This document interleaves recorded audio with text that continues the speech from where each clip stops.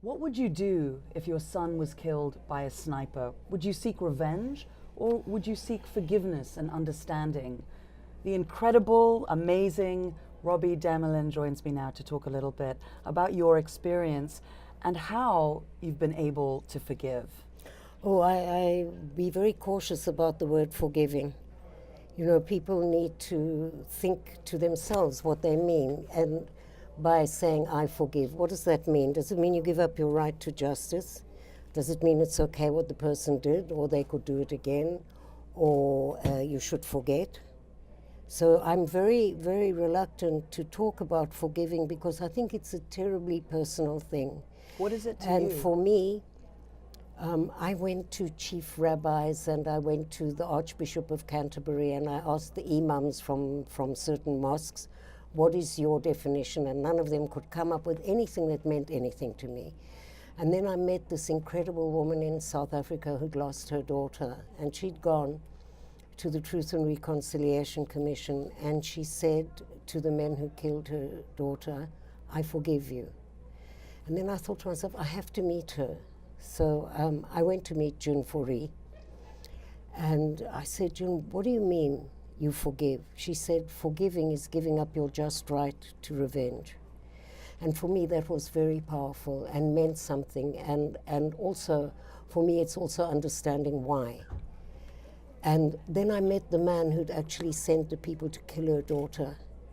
And he said, by her forgiving me, she has released me from the prison of my inhumanity, which is a very powerful statement. And then I came back with this whole sort of understanding, because I also knew that this man who killed David, my son, when he was a very small child, he'd seen his uncle very violently killed in front of him by the Israeli army. And then he lost two uncles in the second uprising. And he went on a path of revenge. He never understood, of course, that there is no revenge for a lost loved one. And that was sort of the beginning of, for me to really understand. But actually, I'd written a letter to the family of the man who killed David after they captured him. And after they captured the man who killed David.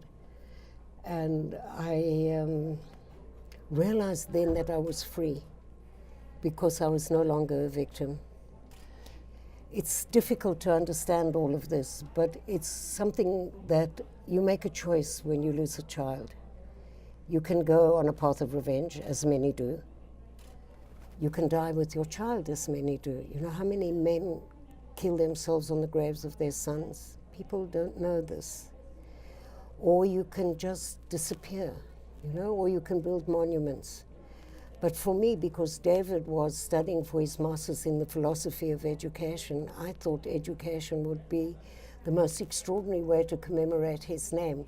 And think about how many millions and millions of people all over the world know about David. And how extraordinary, you know, it was on the 3rd of March is the anniversary of his death. And we always go to the cemetery, and all his students for years have been coming. And we drink whiskey because David loved whiskey. And this year, a girl came with a baby in her arms, and she said, I've called him David. And so I know that David had such a profound, I don't know how to even describe it. It was such a profound influence on these kids. They said, whenever we decide to do something, we think, what would David have done? So he was like a sort of star that arrived on this planet and left. He was very clever and very loving and my friend, you know? What do you say to people who are on the precipice of choosing a path of revenge, or they're unable to process the magnitude of what has happened to them and they find it difficult just to go on? How are you able to dig in yourself and go on? What would you say to people that are struggling with a way to move forward? I think you don't really change all that much. I'm the same person, but just with this huge package of pain. I knew almost immediately when the soldiers came to tell me that David had been killed. One of the first things that I said, apparently, is, you may not kill anybody in the name of my child. So there must have been something there that was, got me on this path. And by the way, when I told you about Jinn and forgiving is giving up your just right to revenge, I then met the man who had sent the people to kill her son. And he said, by your forgiving me, you've released me from the prison of my inhumanity. But what was it like for you to look into the eyes of a man? I haven't met him yet. We're waiting. And you want Yes. that. It isn't because I'm a victim. I'm not a victim of the circumstance. Will it give you some kind of a peace or I don't closure? know. Or I what would is it that you're imagine wanting? that I think I cannot go around the world talking about peace and reconciliation if I don't mean it. Why? I mean, it's okay for other people to reconcile and I can't. It's difficult, and I don't always know if I'm honest. I have to look into myself a lot.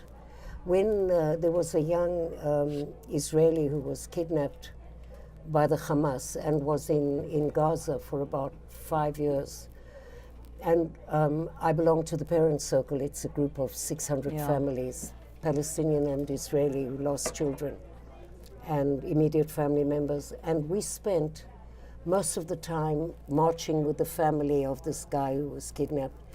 And I'd always spoken on the television, I've got a big mouth, so I would go to the television and say, you have to release the prisoners, because if you don't, there'll never be peace, because the Palestinians see the prisoners as freedom fighters. And so, and also because of the example of Ireland, where the prisoners were released on Good Friday. And if they hadn't been released, I don't think there would have been a political agreement. And so this was my big talking on television and everything. And everybody, of course, you can imagine, I'm not the most popular character. And then one night I turned on my television and the Prime Minister was on television and he said, we're going to release 1,000 prisoners for Gilad Shalit, this young guy. And I was so happy. It's That's the incredible. first time I saw That's Mrs. incredible. Shalit smiling for the first time in five years. Then I go away and I come back and I listen to some more and they say they're releasing the man who killed David. You see, then it's really a test. Do you really, really mean it? And I spent a long, lonely weekend, thinking about, do I really mean that they should release him if that's what would bring Gilad Shalit back? And I wrote this poem. I'm no poet, okay, but I wrote this poem and in it I spoke about the sanctity of human life, how David and I had always spoken that there's nothing more important than that. And now Gilad Shalit can come home, but David will never come home. Is that part of the poem? Yes. And then I realized that I'm okay with it, and it was a mistake. The guy on the television made a mistake. They didn't release him. But nevertheless, it it's forced all you to the confront time yourself. These confronting yourself with, are you honest? Are you? As far as I can see, yes. Of course there are days when I have doubts about what I'm doing. I have no doubt in my mind whatsoever that without a reconciliation process, there will never be peace. We might have another ceasefire if they have a political agreement. But I'm totally and absolutely convinced that the work that we are doing is the right work. And finally, what is the best advice that you have ever received? I remember, people are really strange. They don't know what to say. I mean, you don't know what to say to somebody who lost a child. What can you say?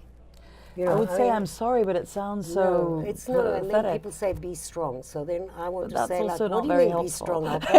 Let's see how strong I am, Or people who crossed the road when they saw me because they didn't know what to say. And so I said, look, I might be a bereaved mother, but I'm now not blind. But it comes out of this feeling of not being able to, not knowing what to say. And this one guy said to me, it's bad now, but it gets worse. Can you imagine? And then I have a very, very dear friend who also lost a son.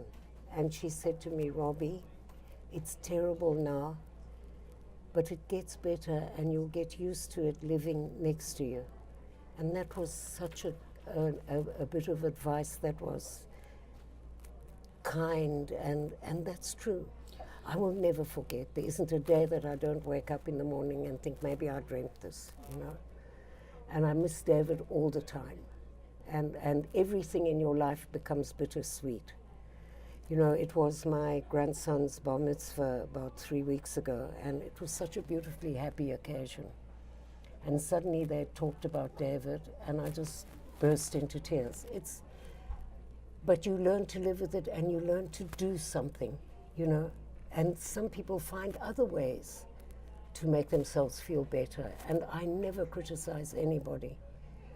You lost a child, and you must find the best way to survive. You're really a amazing and inspirational person, and I hope that you see should yourself see me in the morning. The way no, seriously, you should. You know, I mean, this is it's inspiring to so many people around the world. It's not easy, and you see, we can't even wrap our heads around it. And I understand it sounds, you know, maybe hollow or trite to say something like that, but there are very few people that are able to process information and experiences and tragedies and turn it into something powerful. The thing is, I've met wonderful people all over the world, like June Fourie, like Alistair Little from Ireland, who was in jail for 13 years for killing a Catholic when he was 13, and has gone through a total transformation and works for peace. If I didn't believe that people could change, I couldn't possibly do this work. Yeah. And so I don't think it's a message just for Palestine and Israel. It's a message that is international. Humanity. Yes. When you see the humanity in the other, that's the beginning of the end of conflict. Thank you so much, Robi. That should be in the poem as well.